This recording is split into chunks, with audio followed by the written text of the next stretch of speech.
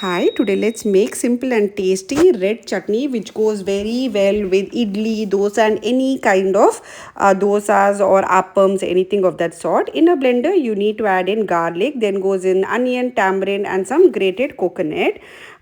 This is a very chutney which you're making with very minimal ingredients, but it tastes very good.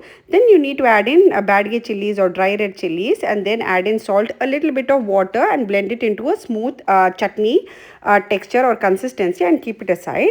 Now let's make a tasty tadka or a tadka for this. For this I've added in coconut oil, then I've added in urad dal. Once the urad dal turns slightly brown, add in mustard seeds, hing and dry red chilies, and when it splutters, add in some curry leaves and switch off the gas and pour this hot tadka into the chutney and then give it a good mix. Your tasty red spicy chutney is ready to serve with some idli, dosa of your choice. Don't forget to like, share and subscribe.